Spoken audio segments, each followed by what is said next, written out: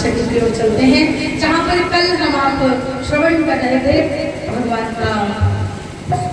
भगवान का साकेत गमन, महाराज परीक्षित जी का जन्म, नामकरण, ब्राह्मणों के द्वारा जब नामकरण हुआ, नाम रखा गया विष्णुराज, जिन्हें हम आप वीर परीक्षित के नाम से जानते हैं। भगवान के साकेत जाने के बाद जब अर्जुन द्वारिका से वापस लौटे तो अर्जुन का चेहरा उदास देखकर भगवान ने पूछा, महाराज धर्मराज युधिष्ठिर जी थे, महाराज भगवान श्री सूत जी कहते हैं सबका विषयों से, धर्मराज युधिष्ठिर ने पूछा, अर्जुन तुम इतने परेशान क्यों हो, इतने उदास क्यों हो? तो अर्जुन कुछ बोलते नहीं, कुछ बोल नहीं पाते, एकदम से मौन थे।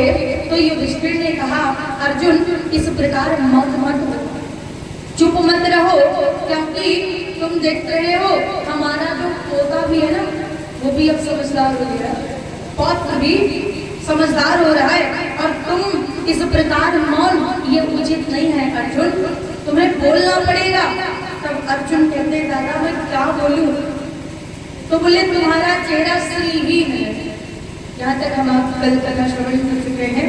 तब अर्जुन श्रीहीन का कारण बताते हैं, एवं कृष्ण सखा कृष्णो भ्राता राजा विकल्पिता नाना शंकास्पदं रूपं कृष्ण विषये सकर्षितम् एवं चिन्तयतो जिष्णो कृष्ण पाद सरोरुहम् सौहार्देनातिगाढेन शान्तासीदि मिलामती। भैया हमें भगवान श्री कृष्ण छोड़कर सदा सदा के लिए चले गए। माता कुंती ने भी देह त्याग किया। तत्पश्चात युधिष्ठिर कहते हैं, हमें क्या करना चाहिए? जब भगवान नहीं है तो हम क्या करें? क्योंकि अभी तक तो हमने जिन राजाओं को जीता है, अब अपने विजय की कामना लेकर वो लोग हम पर आक्रमण करेंगे, और क्योंकि कन्हैया जी है नहीं तो फिर हम उनसे जीत नहीं पाएंगे। और जो व्यक्ति सर उठाकर जिया हो, उसके लिए सर झुकाकर जीना असंभव है। आ गया समय विपरीत बंधु, क्षत्रिय गौरव कुछ कहता है।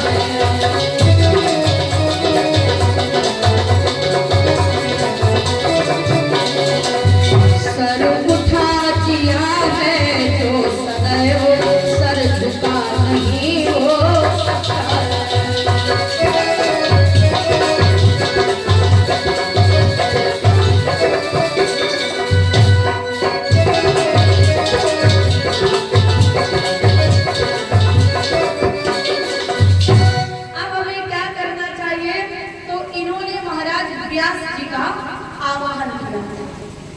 व्यास जी महाराज आए, उन्होंने कहा, कहो क्या बात है? तब युधिष्ठिर ने अपनी परेशानी बताई, महाराज हम बहुत परेशान हैं, हम बहुत दुखी हैं। क्यों दुखी हो? बोले यद्यपि बाबा भीष्म हमें समझा के गए कि जो कुछ भी हुआ वो सर्वकाल कृतं मन्ये भगवतां प्रियम, जो कुछ भी हुआ, जो कुछ भी हो रहा है और जो कुछ भी होगा तो सब भगवान की मर्जी है, लेकिन पता नहीं क्यों हमें हमारे बंधु बांधवों की जो आत्माएं हैं, ऐसा लगता है कि वो हमारे चारों ओर घूम रही है। हमने अपने बंधु बांधवों का वध किया है, हमें क्या करना चाहिए? इस संसार में हम रहना नहीं चाहते, और संसार में ना रहे तो जाए कहाँ? आत्महत्या करना सबसे बड़ी बुजदिली है। तब महाराज व्यास जी ने उपाय बताया, बोले अगर तुम चाहो तो तुम हिमालय में जाकर के देह त्याग करो। हिमालय वहां क्यों? तब व्यास जी ने कहा, क्योंकि देखो उत्तराखंड भगवान भोलेनाथ जी का साम्राज्य है। उत्तराखंड की तो मृत्यु बड़े नसीब वालों को मिलती है। किसी भी भूमि पर वो देव भूमि है, वहां मृत्यु मिल जाए बहुत बड़ी बात, और बाई चांस अगर हिमालय की गोद में मिल जाए फिर तो कहना ही क्या। अगर कोई व्यक्ति हिमालय में देह त्याग करता है जो हिवार तनु त्यागे कोई, मनवांछित फल पावे सोई।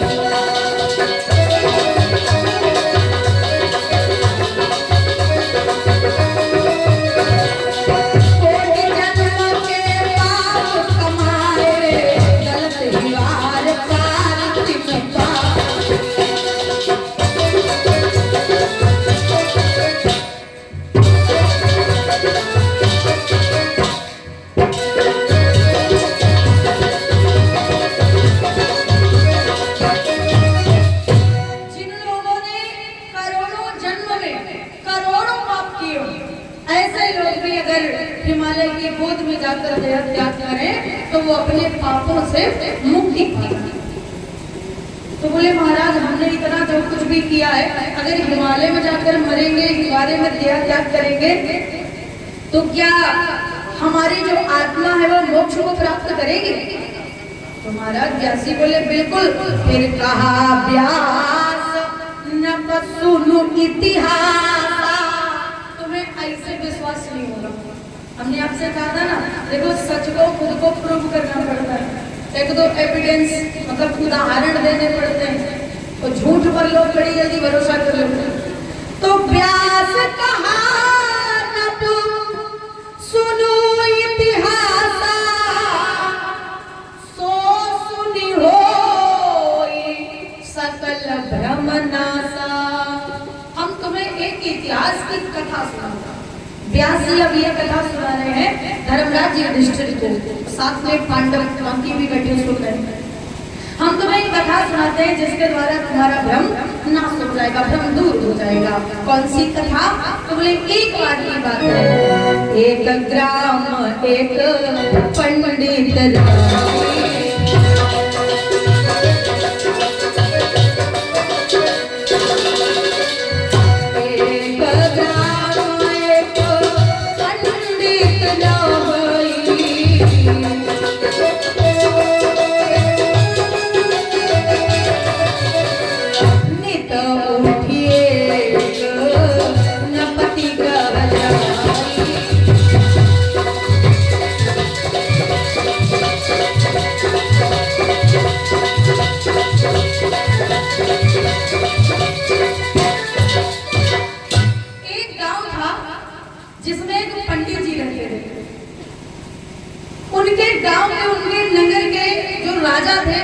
पंडित जो भागवत की कथा होती है, कथा वाचक। अच्छा, पहले के समय में कथा इत्यादि की ज्यादा कोई ना तो ज्यादा व्यवस्था करनी पड़ती थी, न ज्यादा कथावाचक होते थे, और माई ताई की तो कोसों दूर थी, जानते नहीं थे लोग कि ये भी कुछ होता है। तो तब के छोड़ो, यहाँ पर आप में से कई ऐसे लोग होंगे जिन्होंने बिना माइक वाली कथा सुनी होगी। हाँ, मतलब पहले कुछ होता ही नहीं था। हमारे यहाँ तो वाले हमने देखा नहीं है, लेकिन एक पंडित जी आते थे तो पिताजी बताया करते थे, उनके आगे जब पहले पहले माइक लगाई गई तो थोड़ी देर तो बैठे रहे माइक के सामने, फिर कहीं हटा बेटा हमका कथा कहा है जो फायदा है कि मतलब अब इसको सामने में बैठना है, इसको तो बोले कथा नहीं जाता, हमका यही को ध्यान रखना है, तो हटाओ कथा में फिर में पड़ रहा है। तो ऐसे भी लोग थे। अच्छा, वर्तमान में भाई जान अगर हम माइक हटा के कथा कहा तो उनका सबका सुने तो सब खैर। तो व्यवस्था कुछ ज्यादा नहीं होती थी, पहले के जमाने में कथावाचक भी ज्यादा नहीं होते थे। तो एक पूरे उस एरिया में एक पंडित जी थे कथावाचक, तो बाहर तक जाते थे। उनके नगर के जो राजा थे, एक बार राजा बोले पंडित जी ये बताओ आप कहाँ कहाँ जाते हो कथा सुनाने? तो पंडित जी बोले भैया कहाँ क्या, जहाँ जो कोई बुला देता है तो चले जाते हैं। तो राजा कहीं देखो तुम दूसरे घर जाए और हम दूसरे बुलाओ, ऐसा करो कि अब तुम ही कथा सुना दो हमें, हम तुम्हें दक्षिणा दे दिया करेंगे, आप भी घर में हम भी घर में। भैया बड़ी बढ़िया बात बन गई। श्री भागवत सो जाय सुनावे, ले दक्षिणा अपने घर आवे। अब पंडित जी का बड़ा बढ़िया, जैसे आश्रम पर हम लोग रहता है अपने घर के घर में कथा है, तो पंडित जी कथा सुनावे राजा के घर, और दक्षिणा जो राजा साहब दे उसको लेके घर चले आवे। बड़ी बढ़िया जिंदगी ठाट बाट में कट रही थी। धीरे धीरे समय व्यतीत हुआ। एक दिन की बार पंडित जी कुछ जल्दी नहीं थे। पहले के समय में आजकल की तरह ये पक्के रोड इत्यादि भी नहीं होते थे, कच्चे रास्ते, एक जिनको पगडंडी बोलते हैं।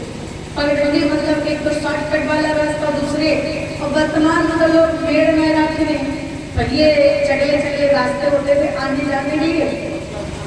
20 बीघा का खेत, उसमें तसल्ली नहीं है और 2 इंच मेड़ काट ले तो बड़े राजा निकलने नहीं देंगे दूसरे। खैर बात सबकी नहीं है, लेकिन कोई कोई मड़कटा खानदानी होगी। आपके गांव का मुझे बता सकते, लेकिन हमारे गांव में भी लोग मशहूर हैं और उनके पड़ोसी खेत वालों बेचारों परेशान है। हर साल लेखपाल बुलाए तो वकील नाम पे करवाई हर साल, और साल भरे में वो 2 बीघा उठे तो 1.5 बीघा रहेगा, फिर नाम कराई जाता, फिर 2 बीघा बनाओ जाता। तो मतलब हालांकि मेड़ काटते नहीं है, ये हम नहीं कहेंगे, लेकिन खेत पड़ोसी को कम हो जाता है। एक दिन की बात, पंडित जी बड़ी जल्दी में थे तो पगडंडी पर आ रहे थे। होनी की बात, एक दिवस तेरी मार्ग माही,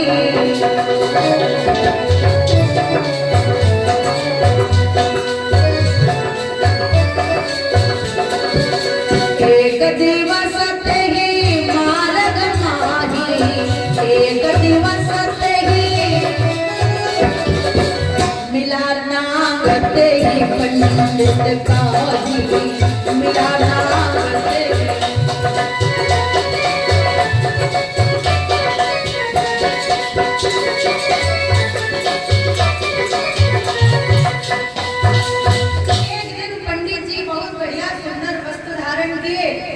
चंदन मंदन लगाए और हाथ में उनके बढ़िया उनकी वो भागवत जी की पोथी और थोड़ी कुछ जल्दी में, तो पंडित जी पगडंडी वैसे मेन रास्ते से जाते थे, लेकिन वही दिन मिले पंडित जी वो शॉर्टकट वाले रास्ता से।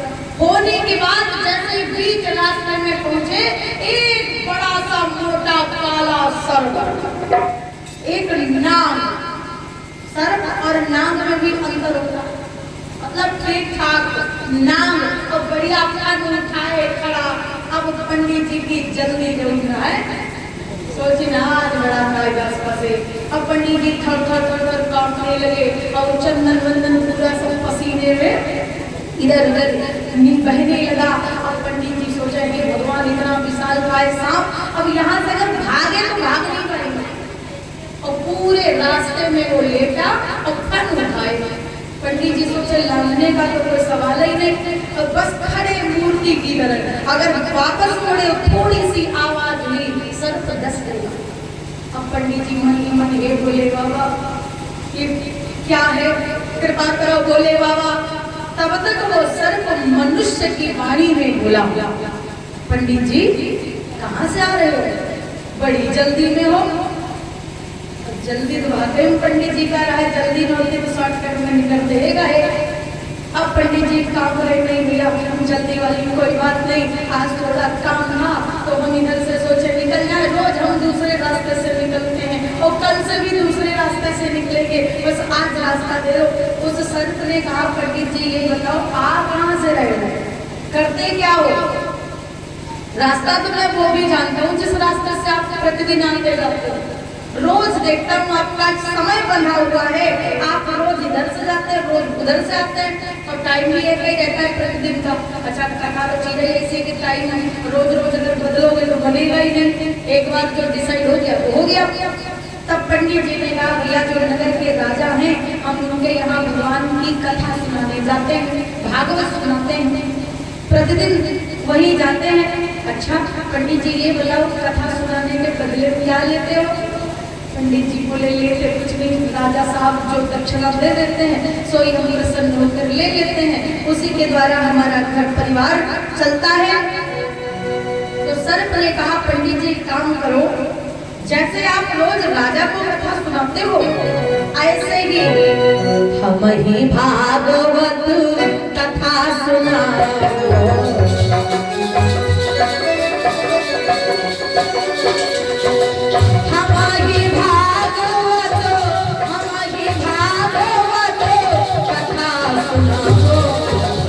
हरि लीला अमृत रस गाओ, हरि लीला अमृत रस गाओ।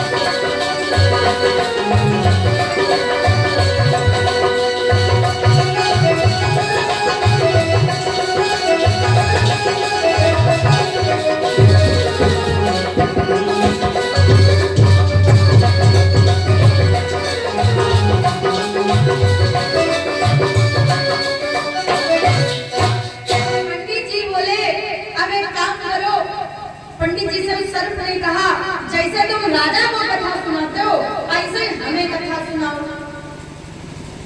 अब पंडित जी मनवा तो यो सोचे क्या समझ में आई है, सांप है, लेकिन अगर ना सुनाई तो इनको कल्याण हो तो है, लेकिन हमारो कल्याण कर दिया है। इसलिए मजबूरी में डरते डरते शर्म कह रहा है पंडित जी आप डरो बिल्कुल मत, आप कथा सुनाओ।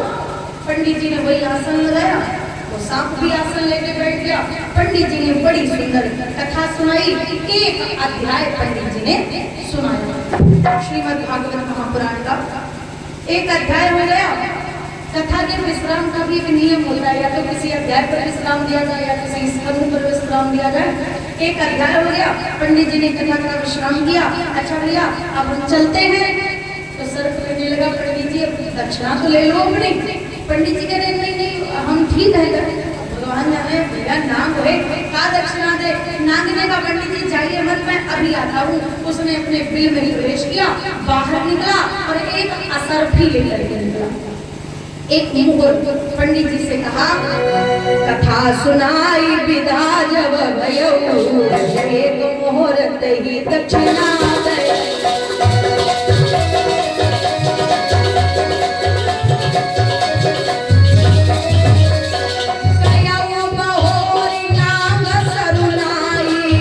एक अध्याय वो ही रोज सुना।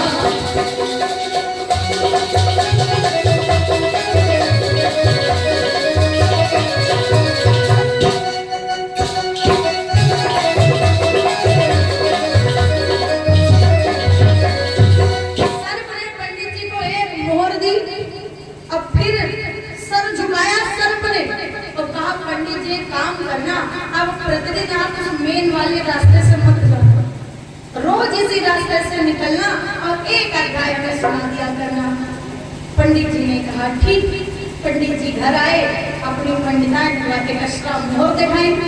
पंडिताइन बड़ी खुश, आज राजा साहब तो बड़े प्रसन्न हो गए, आपको एक असर भी मिल गई। पंडित जी बोले ये राजा ने नहीं दी, राजा तो रोज वाली दक्षिणा दे रहे, पर वो रास्ते में साफ मिल गया।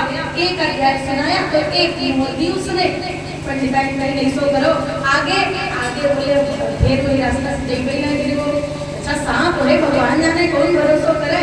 पंडिताइन कहीं ऐसा नहीं है, कोई जीव जंतु हित अनिहित पशु पक्षियों जाना, अगर वो सर्प कह रहा है तो आप हमारी बात मान लो और उसको कथा सुना दो। हो सकता है कि सर्प की योनि में कोई दिव्य आत्मा हो, आप कथा सुना दो। अगर वो कुछ दे तो ठीक और ना दे तो भी कोई बात नहीं, जब तक वो सुने तब तक आप कथा सुना दो। पंडित जी बोले जैसा तुम कहो। अपने आप पंडिताइन का भी सपोर्ट मिल गया। पंडित जी का नियम बन गया, प्रतिदिन राजा के घर जाकर पंडित जी कथा सुनाते हैं।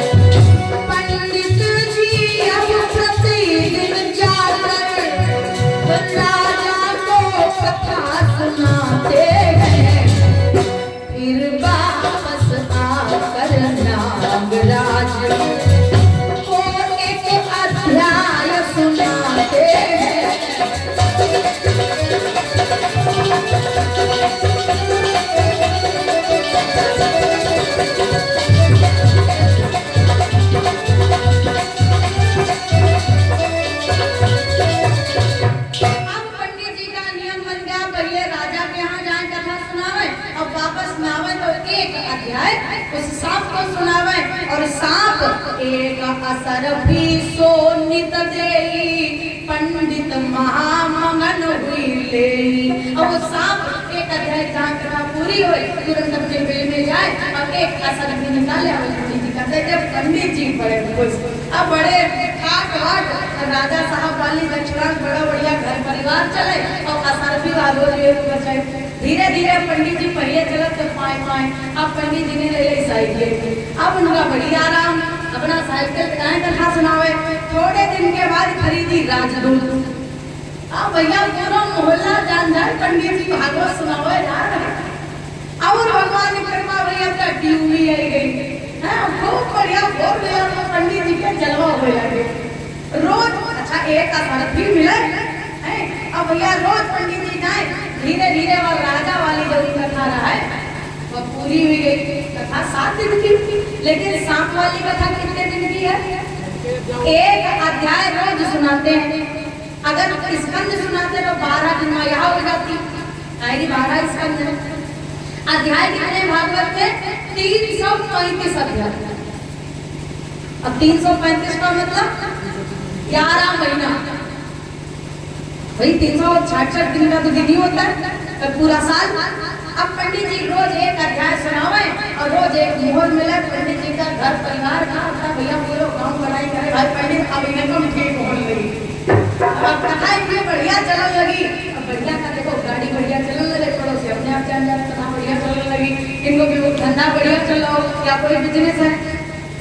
धीरे धीरे समय व्यतीत हुआ, यही विधि भांति दिवस को बीते। धीरे धीरे बहुत समय हो गया। अच्छा अपने यहाँ देखो पहले 15 दिन की कथा होती थी, 15 दिन, फिर जब से हमारा आना हुआ हम लोग 17 दिन की देखते, जब से स्टार्टिंग में 17 दिन हो गए, फिर धीरे धीरे और सबका सहयोग बना, अब अपने 21 दिन की कथा होती है। ये किसी एक का काम नहीं है, ना एक को क्रेडिट दिया जा सकता है, एक के बस का नहीं है, आपका सबका ये स्पेशल सहयोग है। भैया 21 दिन, अच्छा मान लो आपके अंदर श्रद्धा होए, आप बैठे रहो, हमारे अंदर श्रद्धा है, सोच रहे बाबा जी को कथा सुना रहे हैं तो हम सुना दे, लेकिन जनरेटर महोदय उनके लिए तो व्यवस्था करनी पड़ेगी। अच्छा फिर व्यवस्था कितनी भी श्रद्धा हो, लेकिन आश्रम पर कम से कम 50 लोगों का प्रतिदिन का भोजन मिलता है, तो ये सब आप लोगों की व्यवस्था है। अच्छा 21 दिन में बताओ कितना अच्छा लगता है। जब जाने का टाइम आता ना तो सबकी आंखों में आंसू होते हैं, अच्छा नहीं लगता। हम अपनी अगर बताएं कथा तो मान लो हर जगह जाते हैं कहने के लिए दुर्गा मैया ने ड्यूटी लगा रखी है, लेकिन आश्रम से जब हम विदाई लेते तो हमें भी मतलब कुछ अजीब सा लगता है, जैसे कि तो कुछ छूट गया हो, जबकि पता होता है कि अगले साल फिर आएगा और अगले साल ही नहीं बीच बीच में आना जाना लगा रहता है, लेकिन फिर भी एक अजीब सी पीड़ा होती है कि मतलब ऐसा लगता है जैसे यहाँ पर कुछ छूट रहा हो। अब बताओ जहाँ पर 335 दिन कथा हुई होगी लगातार, वहां पर जिसकी वजह से पंडित जी की जिंदगी बदल गई, कहाँ झोपड़ी न रहा है बढ़िया कोठी बन गई, कहाँ पैदल चलते थे या 4 व्हीलर पर घूमने लगे, तो पंडित जी का भाव कैसा रहा। धीरे धीरे समय हुआ कछु का दिवस यही विधि पंडित नाग के शुभ रीति। अब धीरे धीरे यजमान नाग और पंडित जी का आपस में मतलब बढ़िया संबंध भी बन गया था। प्रतिदिन पंडित जी कथा सुनावे। धीरे धीरे जब आखिरी अध्याय की कथा हुई तो सर्प ने कहा पंडित जी अब, पंडित जी ने कहा भैया अब कथा का विश्राम है।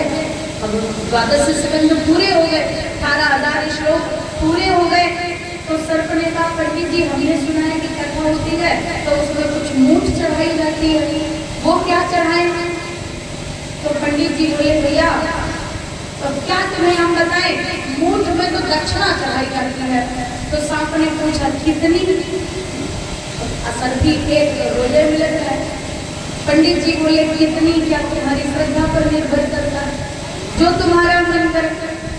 सर्प अपने बिल में गया और सुनत कथा भाग्यान अपारा, नाग सुमिरी मिथ्या संसार।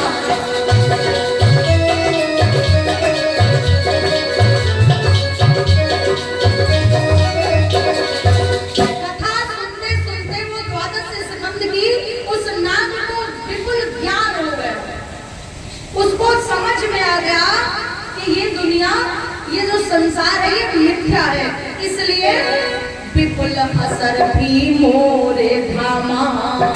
उसके घर में जितना सोना चांदी हीरा मोती मोहर जो कुछ भी था अपने बिल से उसने सब निकाला एक एक, और कहा पंडित जी इसको जैसे बनाए। विपुल असर भी मोरे धामा, सो लई जाओ नाथ निज धामा।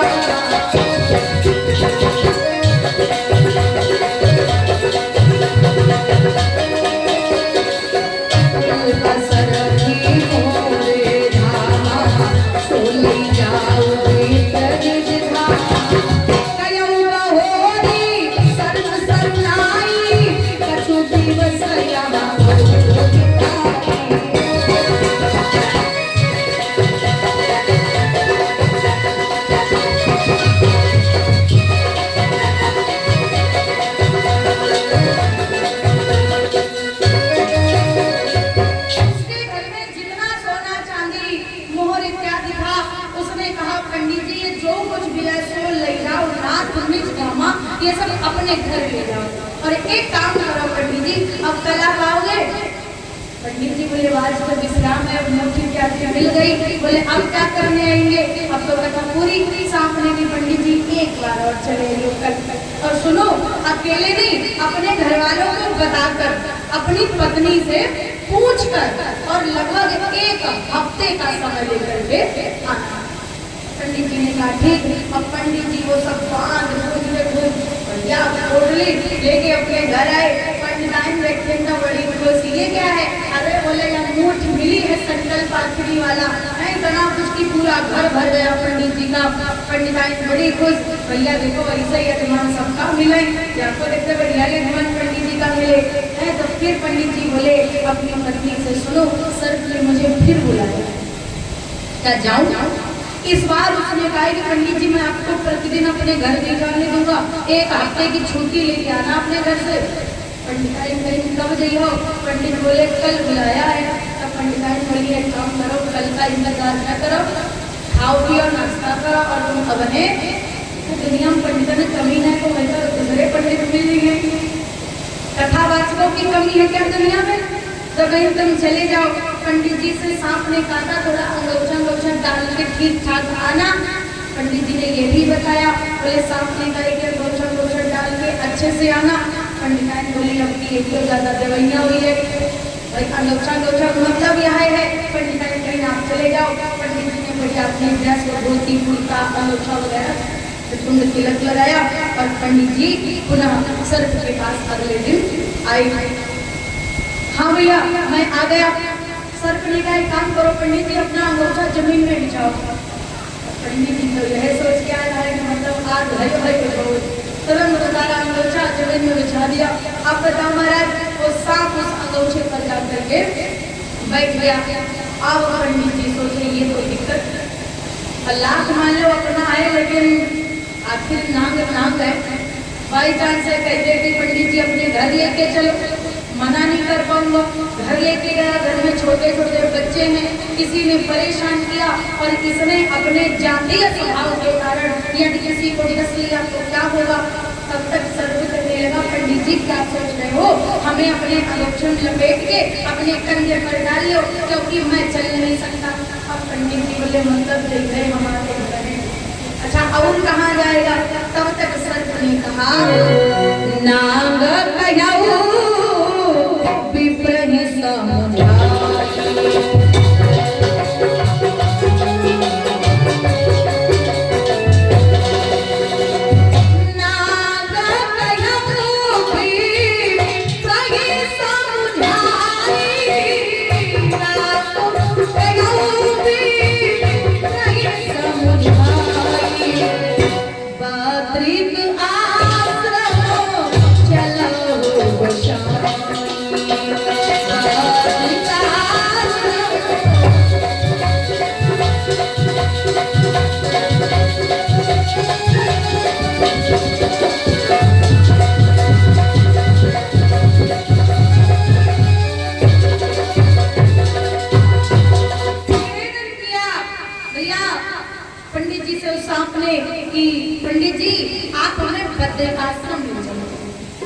पंडित जी चलते चलते उस सर्प को कंधे पर लेकर बद्रिकाश्रम गए। बद्रीनाथ भगवान के दर्शन करे। फिर आप कहाँ चले? तो सांप ने कहा पंडित जी अब यहाँ से कुछ ही दूरी पर और है, हमारी बात मानो, निकट दीवारे का चलो जो मैं कहूँ तुम कर।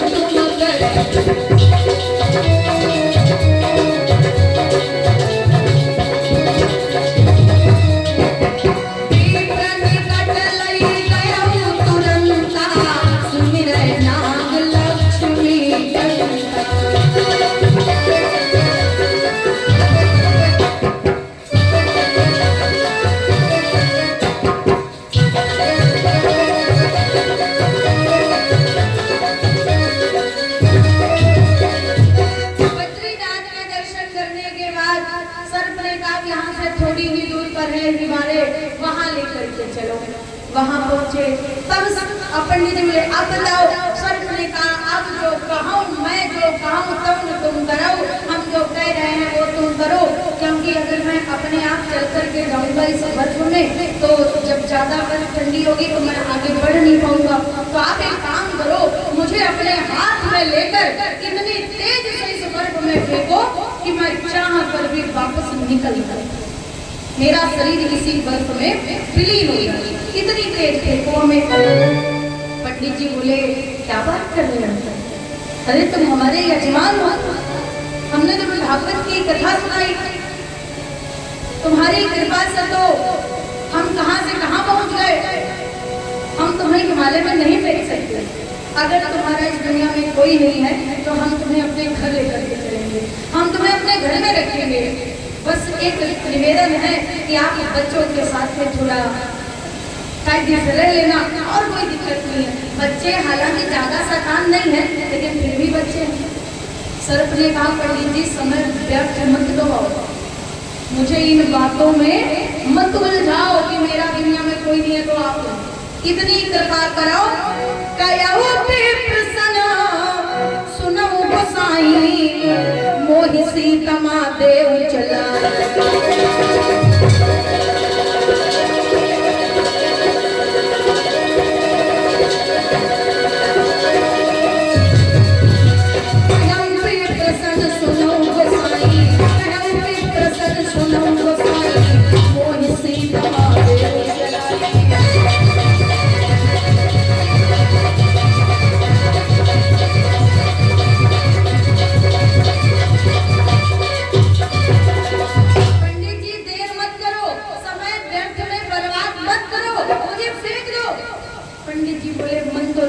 लेकिन तुम्हारी इच्छा है और मनमा यहाँ सोचेंगे जल्दी फेंक दे तो अपने घरे जाए, कहाँ इतने दिन से यहाँ लगे सोच रहे थे क्या होगा, फिर हुआ इतना कुछ। पंडित जी ने सर्प को अंगूठे से निकाला, बढ़िया हाथ में कायदे से पकड़ा, यूं फेंका, बीच हिमालय में जाकर के वो सर्प गिरा। काफी समय हो गया, अब पंडित जी सोचे हमें चलना चाहिए, फिर मन में सोचा पहले एक बार मुड़ के देख ले गल गया कि नहीं, अच्छा तो पीछे चलिए कोई भरोसा नहीं। तो पंडित जी ने पीछे मुड़ करके सर्प की ओर देखा, लगभग आधा शरीर उसका गल चुका था। विप्र चला यौनांग का गिरो हिमारे जाए, चलो विप्र घर आपने हंसो नांग ठट्ठर।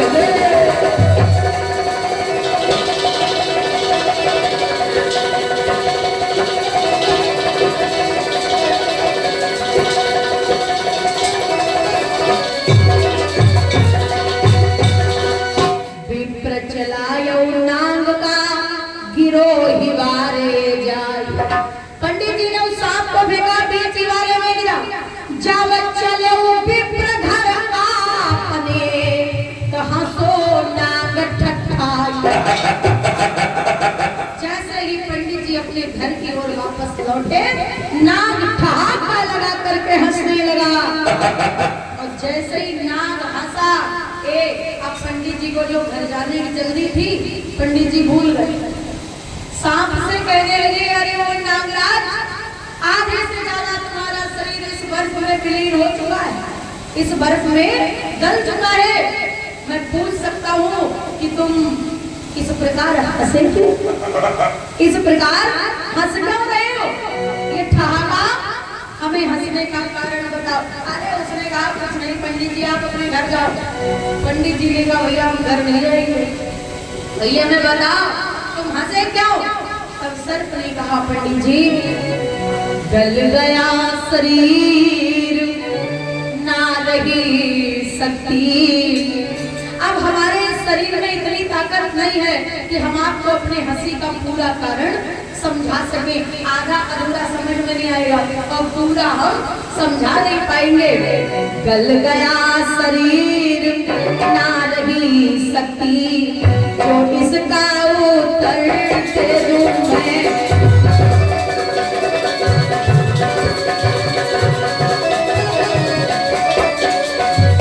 बेहतर होगा इस उत्तर का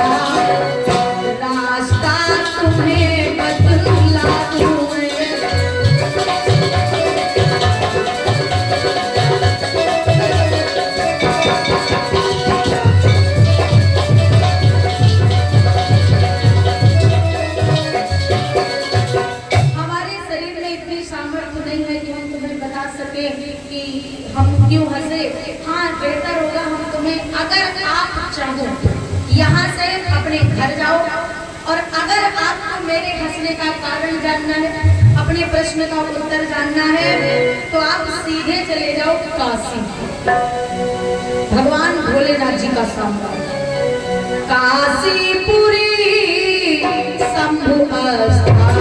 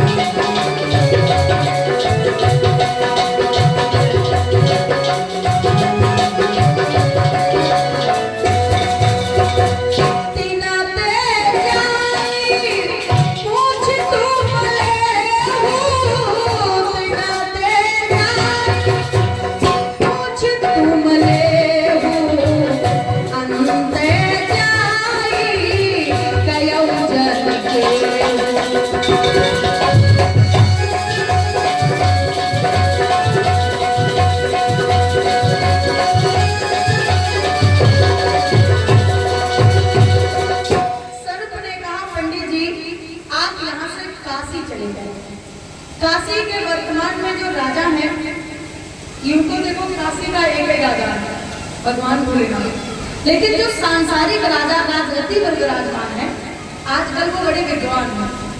आप उनके पास चले जाओ, उनसे पूछना, वो तुम्हें बता देंगे। और दूसरी जगह किसी से मत पूछना, नहीं तो तुम्हारी बदनामी होगी, लोग तुम्हारा मजाक उड़ाएंगे, कहेंगे पंडित जी सवाल करते पूछ रहे सबसे, और ऐसा सवाल के लोग सुनकर विश्वास नहीं करेंगे। अच्छा, अगर कोई बताए कि हमने सांप को ठहाका लगाकर हंसते हुए देखा, तो कहाँ तक संभव है? एक सांप को मनुष्य की तरह बोलते हुए देखा, तो बोले और किसी से मत पूछना, तुम वहीं चले जाओ। पंडित जी अपने घर नहीं गए, उनका घर जाने का जो प्लान था वो दिमाग से निकल गया, उनको घर नहीं जाना है, सीधे गए काशी, भगवान विश्वनाथ के दर्शन किए, फिर राज दरबार में पहुंचे।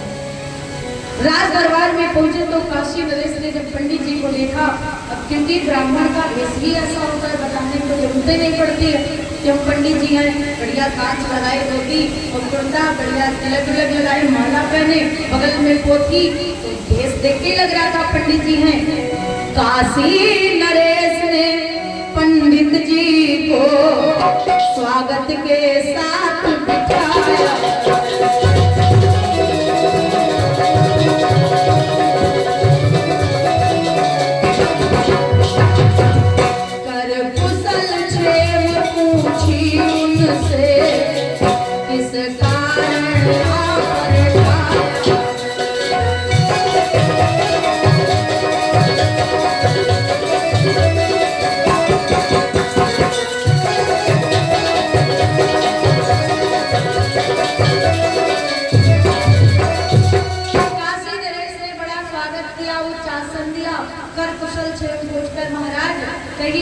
आप कैसे आए हैं?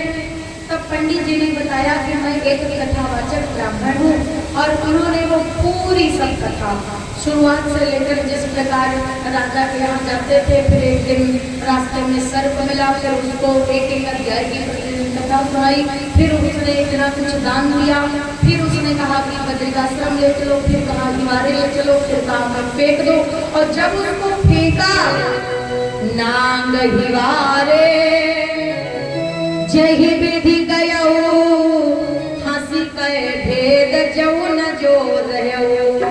जिस प्रकार ने उसे हिवारा में फेंका, और फिर वो गलते में भी मुझे देखकर हंस रहा था।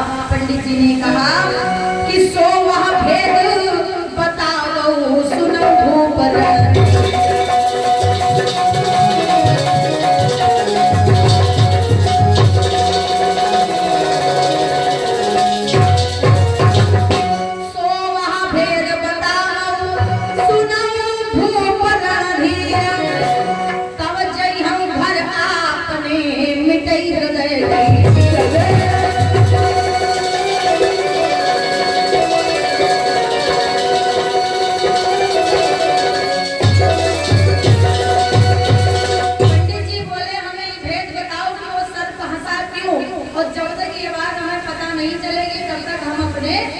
नहीं जाएंगे, हमारे हृदय की पीड़ा शांत नहीं होगी।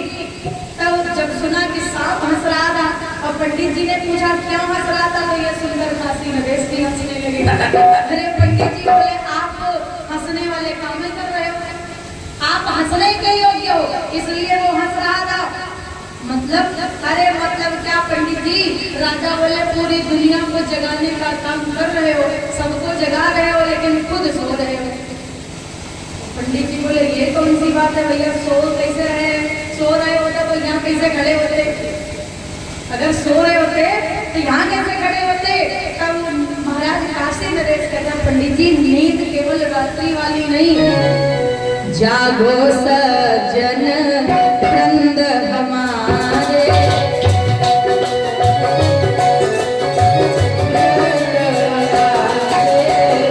मोहन निशा के सोवन हारे, मोहन निशा के सोवन हारे, जागो बहेरा मातु हमारी, जागो बहेरा मातु हमारी, मोहन निशा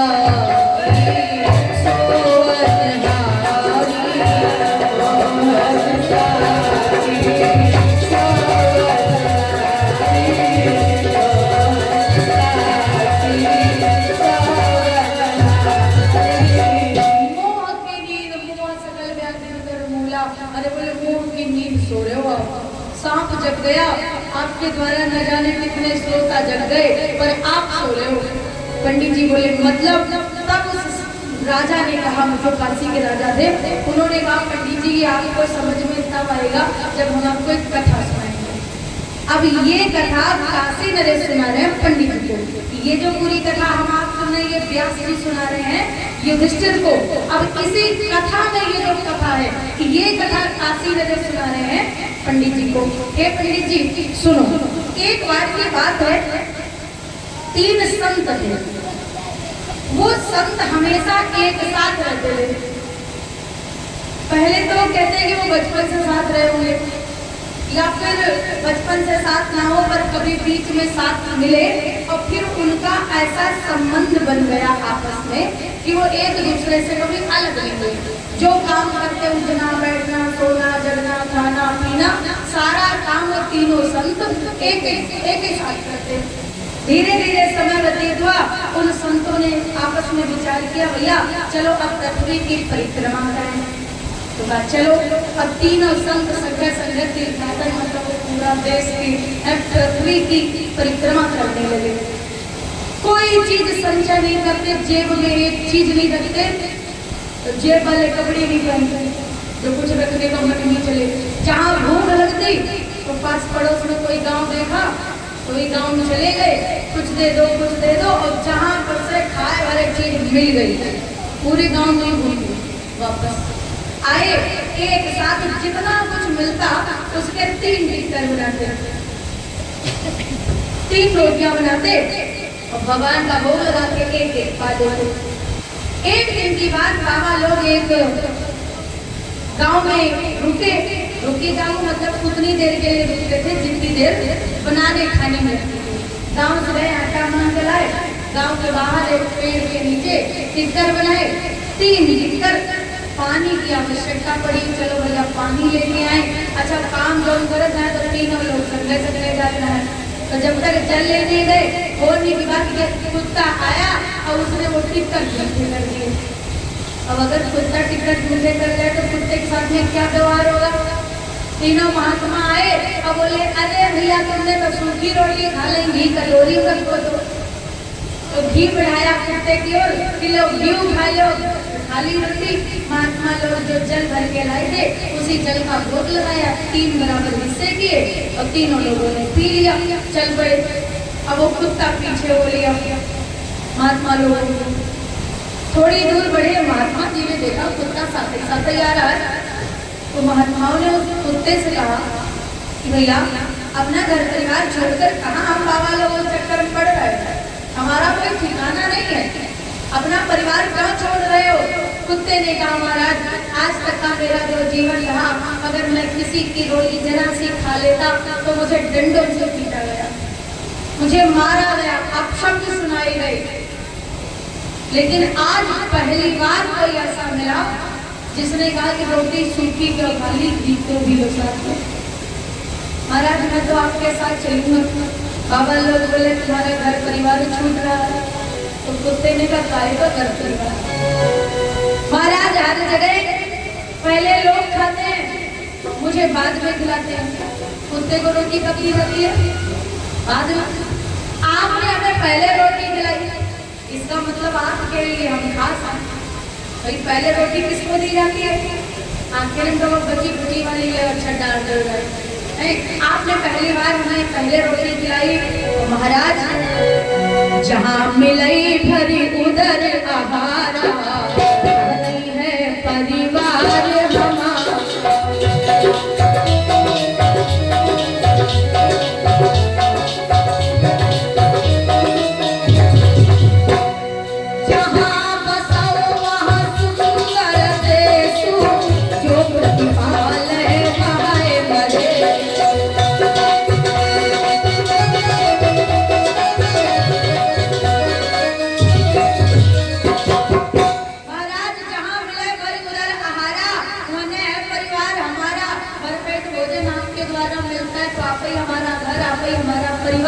अब वो कुत्ता महात्मा लोगों के पीछे पीछे चल पड़ा। जहाँ महात्मा रुका तो वो कुत्ता रुक जाए, और महात्मा लोग टिककर अब 3 की जगह 4 बना ले। पहले टिककर कुत्ता के बाद अपना पावे आगे जाए। अच्छा कौ दिन एकादशी पड़ी या कोई व्रत हुआ तो महात्मा लोग टिककर न पावे तो कुत्ता व्रत करे। जब महात्मा लोग जैसा महात्मा लोग करें, योनि भले कुत्ते की दी। अच्छा अगर आप कुछ नहीं खाओगे, आपके घर में कोई मेहमान आ जाए, भैया जब हम व्रत करते हो व्रत हमको खाई करो हो खवाई तो ऐसे। अब जहाँ जहाँ महात्मा जाए वहाँ वहाँ वो कुत्ता जाए। उस कुत्ते ने भी महात्माओं के साथ पृथ्वी की परिक्रमा करी। फिर बद्री विशाल भगवान का दर्शन इत्यादि करते हुए महात्मा लोग जो थे वो हिमालय कुत्ते से कहा ऐसा है अब हम तो इसमें गल जाएंगे, अब तो हम वापस लौट जाओ। कुत्ते ने कहा महाराज अब तो हम वापस नहीं जाएंगे, जहाँ आप वहाँ हम, जो गति आपकी सो गति हमारी। महात्मा लोगों के साथ साथ वो कुत्ता भी बर्फ में प्रवेश कर गया। जैसे जैसे महात्मा गले तो उनके साथ में वो कुत्ता भी गल गया। अब वो कुत्ता जो था उसके कान में, कुत्ते के कान इत्यादि में वो जो कीड़ा नहीं लगे होते, अपने गांव घर में खिलना होते हैं, मतलब कुत्ता के कान में 2 खिलना लगे रहे। और जब महात्मा गले तो कुत्ता गला तो उसका कान गला, और कान गला तो उसके कान के वो जो खिलना थे वो भी गल गए। कुत्ता के रे कान मां खिलना थे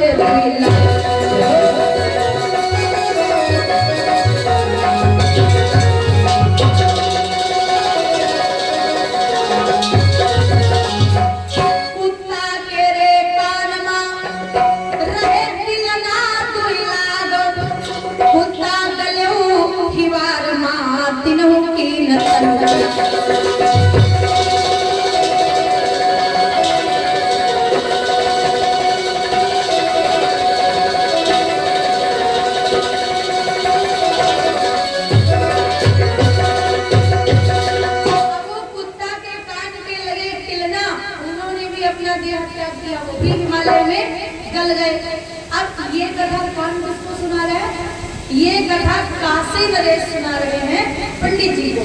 अब काशी नरेश ने कहा पंडित जी आपको पता है क्या हुआ? सुनो ही वाले की प्रभुताई। अब बात है हिवारे की महिमा की, उसमें जानते क्या हो? सुनो ही वाले की प्रभुताई, किलना तो भूप भरे आई, किलना तो भूप भरे आई।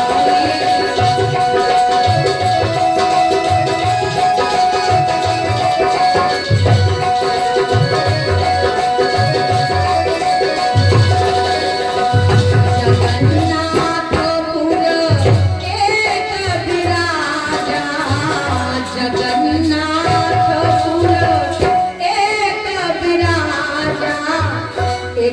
मकसूदा बाद तेरा।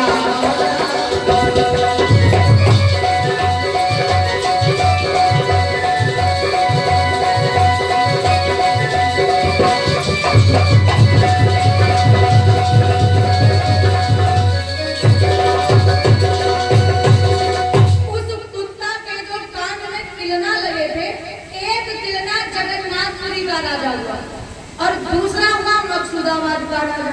और वो कुत्ता कहाँ गया? तब काशी नरेश कहते हैं महाराज मैं ही हूँ वह स्वान। कुत्ता था वो, कोई और नहीं था, वो मैं था। मैं ही हूँ वह स्वान सुहावा काशीपुरी रुचिर में पावा।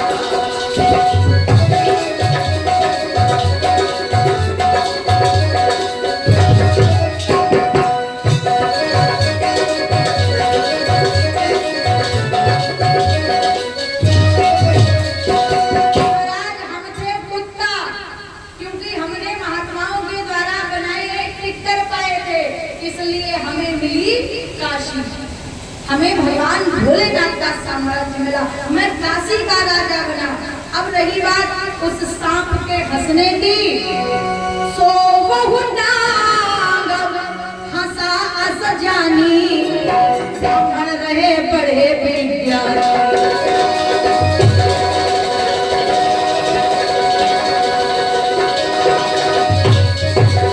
दही के द्रव्य आई तन त्यागी, लौटे पित्र कौन सुख।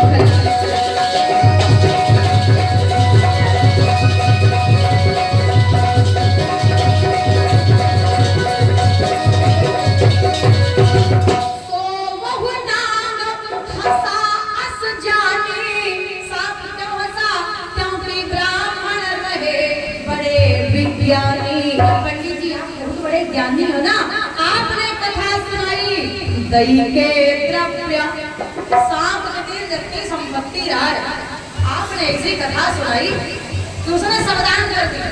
उसको पता चल गया कि दुनिया में अपना कोई नहीं है, कुछ साथ नहीं जाएगा। तो दही के द्रव्य आई तन त्यागी, लौटे विप्र कौन सुख लागी। पंडित जी वो सांप इसलिए हंसा कि मैं तुम्हारे द्वारा कथा सुनकर मैंने मोक्ष का मार्ग ढूंढ लिया। और पंडित जब तुम दुनिया की जगह पर घूम रहे हो, तुम कौन सुख के लौटे आए हो। हिमालय के किनारे आकर पृथ्वी की परिक्रमा करके, बद्रीनाथ के दर्शन करके और हिमालय तक आकर पंडित जी तुम जिंदा पीछे लौटे जाए हो, कौन सुख के लाए कहीं गए। इसलिए वो सांप हंसा। और फिर काशी नरेश हंसे बोले पंडित लाल तुम्हारी नहीं, तुम्हारे घर में तो रुपया पैसा तो भरो, पैसा खर्च कौन करी है? तुम्हारी बार राजदूत ठाड़ी है, जब फोर व्हीलर खड़ी कर रहे हो कौन से लगे, तुम के लिए लौटे हो।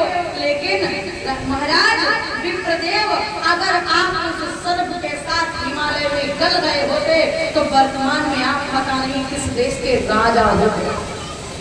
अभी आप एक राजा की प्रजा हैं और फिर आप स्वयं एक राजा होते। लेकिन दुनिया को जगाया और स्वयं जागो सज्जन वृंद हमारे, मोह दिशा के सोवन हारे। ये कथा बड़े ही संक्षेप में महाराज श्री व्यास जी ने धर्मराज युधिष्ठिर को सुनाई। ये हिमालय की महिमा है।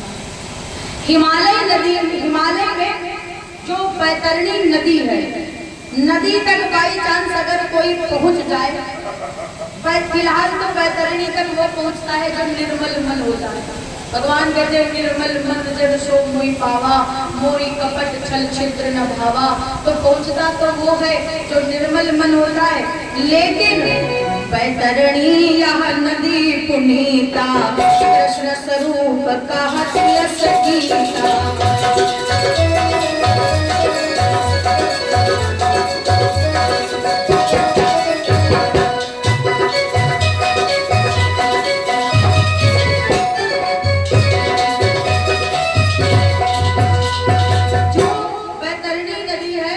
गीता में उसे साक्षात भगवान श्री कृष्ण का स्वरूप बताया गया है। अगर उस नदी में आपने स्नान कर लिया तो आप साक्षात विष्णु पद को प्राप्त करेंगे, किंतु यदि रास्ते में बर्फ में भी विलीन हो गए तो भी आपको अच्छी गति प्राप्त होगी। अच्छा, संतों का तो कोई वर्णन ही नहीं है कि वो कहाँ गए। जब कुत्ता काशी का राजा बन सकता है, किलना जगन्नाथपुरी का राजा बन सकता है, तो फिर जो कोई इंसान हो और जो फिर धर्मात्मा हो, निर्मल मन जन, तो भगवान को पाएगा ही पाएगा। जब ये कथा महाराज व्यास जी ने पांडवों को सुनाई तो धर्मराज युधिष्ठिर ने पांडवों की ओर देखा, अपने भाइयों की ओर, भैया क्या करना चाहिए। भैया लोग बोले, दादा हमारा मन है कि अब चलो, यहाँ मत रुको, घर इत्यादि छोड़कर चलो। अगर बैतरणी तक पहुँच गए तो बढ़िया बात है, तो नहीं पहुँचेंगे, रास्ते में डल जाएंगे तब भी कोई बात नहीं है। कहीं नहीं तो किलना वाले से तो अच्छे ही होंगे ना, गति तो कोई ना कोई मिल ही जाएगी। इसलिए आप जो बताओ वो हम करें। तब धर्मराज युधिष्ठिर ने कहा, मेरे भाई अगर हमसे पूछ रहे हो तो हमारी सम्मति बस इतनी होगी, इसलिए हमारी सम्मति है हम भी दिन पाकर ढल आए।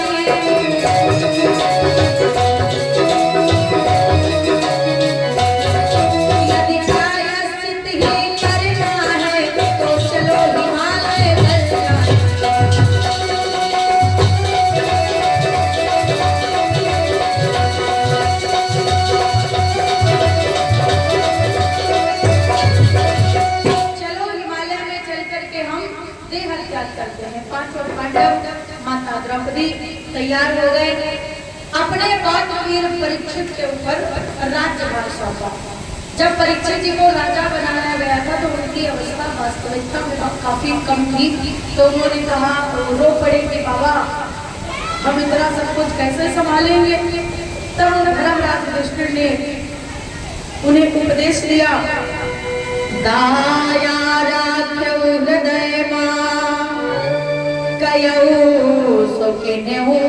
प्रमाण, राजधर्म लक्षण यही, ऐसो वेद बखान।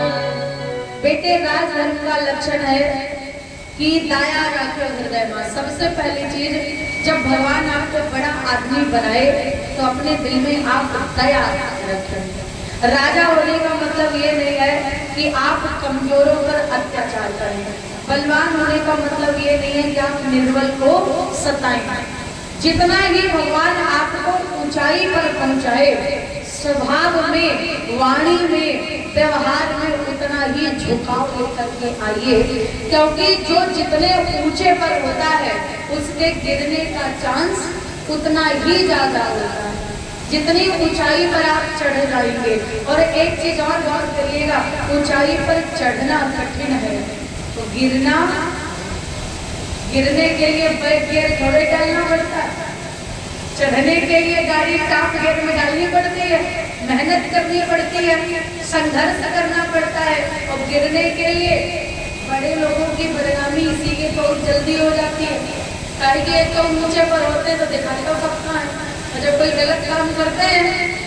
और दूसरी चीज, कभी गौर करिएगा, जब व्यक्ति आप जब ऊंचाई पर चढ़ेंगे तो चढ़ने में मेहनत लगती है, चढ़ने में सांस फूलने लगती है, उतरने में करीबन कोई मेहनत वाला काम तो है ही नहीं, तो ऑटोमेटिकली व्यवस्था है। इसलिए देखो, अगर आपको जमीन में बैठने हैं जब तक आप कोई चिंता नहीं, क्योंकि जमीन में बैठने वाला गिरेगा, कहाँ गिर के जाएगा। पर जब भगवान कृपा करें तो आपको कुर्सी दें तो बड़ा सावधानी पूर्वक बैठिए, क्योंकि अब आप उस स्टेटस पर पहुंच गए हैं, उस स्थिति पर पहुंच गए कि आपके गिरने का रिस्क हो गया।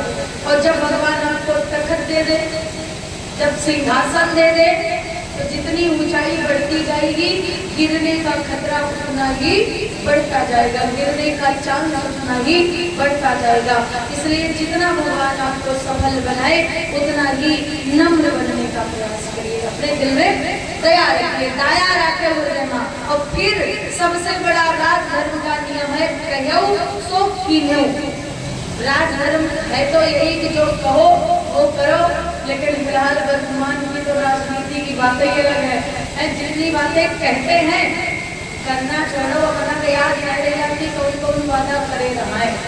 इलेक्शन के टाइम पर जब पर्चा भरवाए कह रहा है, जब पर्चा भरवाए गया है तो रास्ता में जो मंदिर पड़ो भगवान घंटा तो वही है, जो मंदिर पड़ो रहेगा चबूतरा नायक ये कहेगा अब की गए। अब फिर वही 5 साल फिर यहाँ नियम जीते हैं जो 5 साल वालों है, अगर पहले वालों लाइफ टाइम वालों होता तो पता नहीं लोग क्या करते, गरीबों को तो जीने ही नहीं देते। अब खैर हमारे पास ये अधिकार है कि हम 5 वर्ष के बाद एक प्रधान से लेकर प्रधानमंत्री तक अपना मुखिया चेंज कर सकते हैं और जिसको चाहे जैसा चाहे वैसा बना सकते हैं। तो दया रखे हृदय में, फिर कहो सो कीन्हो, जो कहो उसे पूर्ण करो, कहो सो कीन्हो प्रमाण। राजधर्म लक्षण यही है, राजधर्म का लक्षण है। ऐसो वेद बखान, ऐसा वेद है, प्रजाजनों को समझाया। माता द्रौपदी, अब उनके सामने एक धर्म संकट आ गया। पांडव के राजा और द्रौपदी मैया की रानी, पांडवों ने अपना जो राजभार था वो परीक्षित जी के ऊपर सौंप दिया और द्रौपदी मैया किसके ऊपर सौंपे अपना वो पटवानी वाला भार, क्योंकि परीक्षित जी का विवाह नहीं हुआ है। घर में एक बहू है, वो विधवा है, अभिमन्यु की जो पत्नी है माता उत्तरा, तो उनको रानी बनाया नहीं जा सकता क्योंकि राजा परीक्षित है, तो रानी उनकी पत्नी होनी चाहिए। अब उनका विवाह नहीं हुआ, अब क्या करें? तब माता द्रौपदी बड़ी सावधानी पूर्वक अपना जो कुछ भी भार था, जो कुछ भी जिम्मेदारी थी, वो अपनी बहू को समझाते हुए कहती कि बहू, जब तुम्हारी पुत्रवधू हुआ जाए, मतलब परीक्षित की पत्नी, मैं तुम्हें ये जिम्मेदारी दे रही हूँ, पद सौंपा नहीं है, जिम्मेदारी सौंपी है कि जब तुम्हारी पुत्रवधू आ जाए तो तुम उसे ये जिम्मेदारी सौंप देना। अभी के लिए मैं इस जिम्मेदारी से मुक्त हूँ। नगर के लोगों ने सुना, धर्मराज जब हैं चले उत्तराखंड की ओर, पशु पक्षी व्याकुल भये,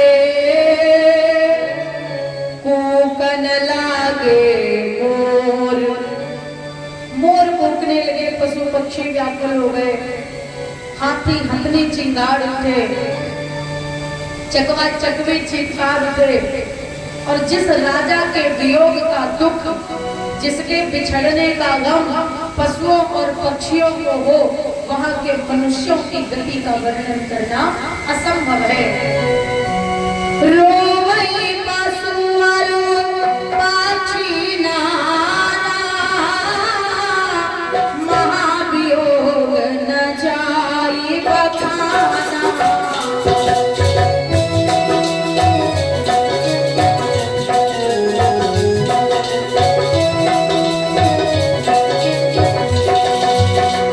अब कह की शरण लागत रही,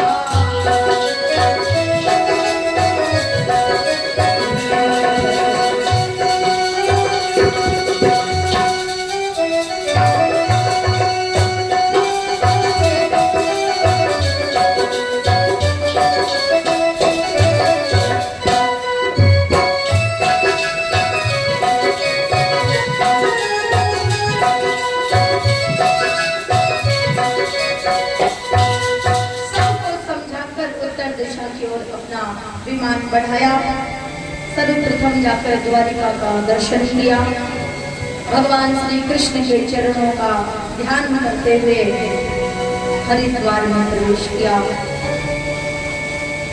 आदि शक्ति भगवती माता गंगा का पावन सानिध्य प्राप्त करते हुए ब्रह्म कुंड में स्नान किया। ब्रह्म कुंड के स्नान के पश्चात विष्णु चरण पादुकाओं का दर्शन, फिर हरिद्वार के उत्तर में वीरभद्र का दर्शन, भरत जी के स्थान का दर्शन, लक्ष्मण चरण पादुका का दर्शन, और उसके बाद में फिर पहुंचे हैं देवप्रयाग। देवप्रयाग जहाँ पर अलकनंदा और भागीरथी का संगम है।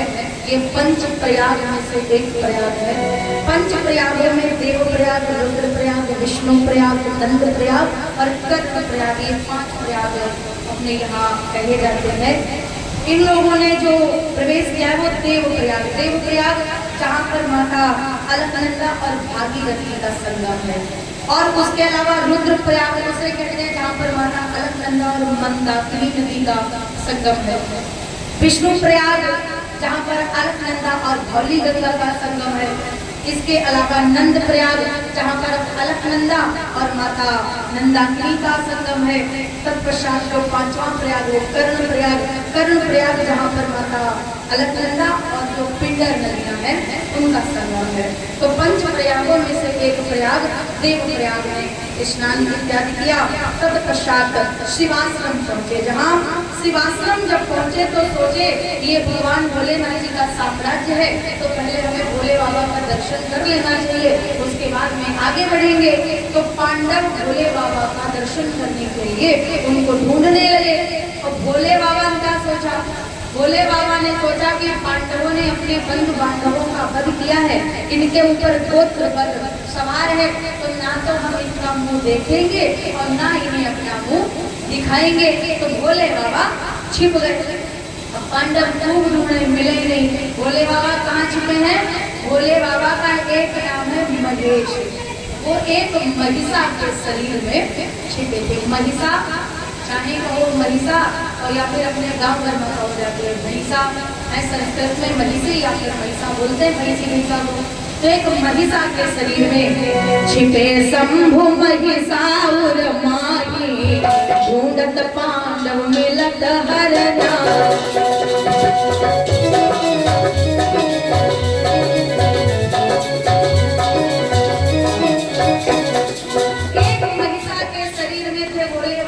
वो मिल नहीं गए पांडव, खूब ढूंढे नहीं मिले। हार कर सहदेव से पूछा, सहदेव तुम बताओ भोले बाबा कहाँ है? अच्छा, सहदेव के अंदर ये विशेषता थी कि इनसे जो बात पूछी जाए बता सकते थे, हर प्रश्न का उत्तर देने में सक्षम। लेकिन अब एक गुण कहो या अवगुण इनकी आदत रहा है कि बिना पूछे ना साथ ही बने रहते, पास ही में बैठे खड़े रहते। लेकिन जब तक डायरेक्ट कोई पूछ दो ना भैया सादेव तुम बताओ, तब तक भैया सादेव बताते हैं। इसे अगर देखो तो कहीं ना कहीं कुछ हद तक ये ठीक हो है। आप बिना पूछे सलाह दो तो वही कोई इज्जत ना है। और ये लोग पूरी बातों सुन ले, पूरी बात सुन यहाँ ठीक हुई है, कोई बात नहीं। पूरी बात भी सुनेंगे, कोई कीमत भी नहीं, कोई इज्जत भी नहीं। सहदेव ऐसे कई एक उदाहरण है पूरे महाभारत में कि ये बिना पूछे नहीं बताए। जैसे जब दुर्योधन ने लाल का महल बनवाया, पांडवों को उसमें निवास दिया और फिर रात्रि में आग लगवा दी। जब वो लाल का महल था जलने लगा, पांडव बड़े परेशान, रास्ता ढूंढे बाहर जाने का, कोई रास्ता नहीं मिले, इधर ढूंढा उधर ढूंढे, खूब परेशान। और सहदेव जी क्या कर रहे हैं? अब जैसे अपने यहाँ ये बने थे तो तमाम पावर बने, उस महल में भी तमाम बने थे, तो मैं एक पावर है सहदेव के पास से खड़े, ये दृष्टि बड़ी। सहदेव हाँ दादा ये क्या कर रहे हो? रास्ता ढूंढो। फिर सहदेव इधर उधर घूमे और फिर वहीं पर खड़े। फिर युधिष्ठिर की दृष्टि पड़ी, सहदेव रास्ता ढूंढो। फिर इधर उधर घूमे और फिर वहीं पर खड़े। काफी समय हो गया, जब बचने की कोई उम्मीद नहीं रही, तब युधिष्ठिर ने कहा भैया सहदेव हाँ दादा, बोले कोई रास्ता हो तो बताओ। तो सहदेव जो खंभा तीरे खड़े रहे, बोले ये खंभे के नीचे रास्ता है, खंबा तोड़ा गया, इसके नीचे रास्ता उस सूरज विदुर जी ने पहले ही बनवाई थी, तो रास्ता था, मिल गया, चले गए। मतलब ये कि सब आफत में पड़े, अब खुद यूं आफत में पड़े, लेकिन जब तक कोई पूछत ना है तब तक बताई बैठा है। तो जब सहदेव से पूछा, भैया सहदेव बताओ भोले बाबा कहाँ है, तो सहदेव बोले भोले बाबा छिपे हैं। कहाँ? एक महिषा के शरीर में। भीम ने सुना, क्या महिषा? भीम को गुस्सा आया, बोले मन चरणन के बीच निगारी है, मैं एकदम बोले बाबा आया गुस्सा। तब युधिष्ठिर ने शांत किया, अरे भैया शांत हो जाओ, क्रोध करने का समय नहीं है। शंकर जगत जगदीश,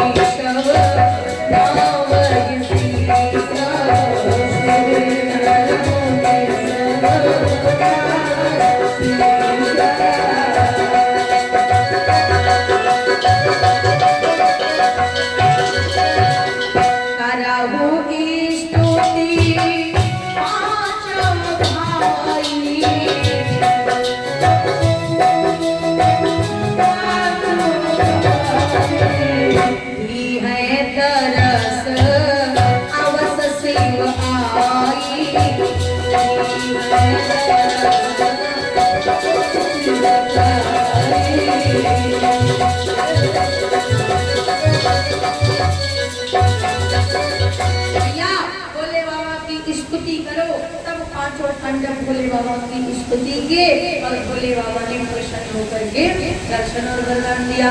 बोले शंकर भगवान की। के साथ साथ हम लोग भी भोले बाबा का